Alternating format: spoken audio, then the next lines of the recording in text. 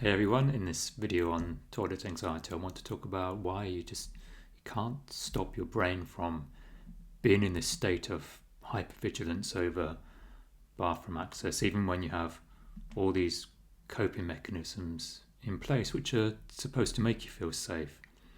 And even after you've been through all the counselling, the CBT, hypnosis, and all the exposure, but still struggling to leave home without this constant worry and being on high alert and never getting to live in the moment because your brain is just too busy focusing on not panicking. And I know it's more than just frustrating to have been dealing with this for so often, for many years. It's like a huge burden you have to carry, or like a weight holding you back from really fully engaging with life and all the things you want to do. But let me explain one thing. It's really important to understand that all the coping mechanisms, such as planning toilet stops, taking Imodium, and all the therapy, often are only addressing the symptoms and not the real underlying cause, the thing that's actually keeping us stuck. And until that's uncovered and appropriately addressed, the problem ultimately remains. You see, more often than not, this issue, it stems from a past experience or event at some stage in life, and it's not necessarily a major trauma.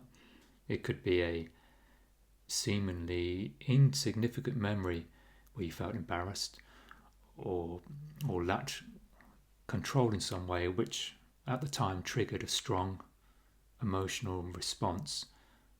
And as a side note, in my experience, it's not always the memory or event that people think it is, yet the brain is locked onto that as the cause or the starting point for all this anxiety. But regardless, a part of the mind may have registered this as a potential danger to be avoided in the future, a danger of embarrassment, shame, or being judged. And the stronger the emotion we felt, well, that significantly changes our internal state. And it's if the brain takes a snapshot of that time, and if we don't get the opportunity to process it appropriately, it can get stored away as a significant memory. And every time we think of the problem or are in a similar situation where we could experience the problem again, the brain, the body and the brain, they produce the same hormones as if the event was happening. All the cortisol, all the adrenaline, all the emotions, all the danger zones being lit up in the brain. And it's not that the problem is in the brain so much as the body, because we feel emotions in our body. We experience emotion through the body, and it's that feeling, that stimulus and response that further reinforces the subconscious belief we're in danger, or that the upcoming event signifies danger. Because our body is stuck in our subconscious interpretation of the past and the beliefs and associations we have built up over time. So how do you stop your brain from being like this? Well, and this is my approach, the key lies in identifying and processing the feelings associated with not only the initial triggering event, but also all the other significant events leading up to that point, even if at first you don't consciously remember them.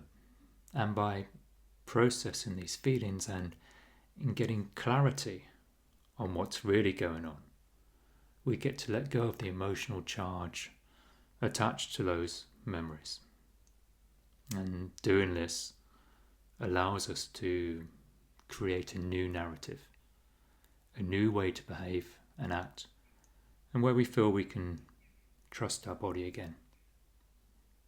So by exploring the layers of thoughts, emotions and experiences fueling the anxiety, our brain can get the breakthrough it needs for a fresh perspective without the constant worry.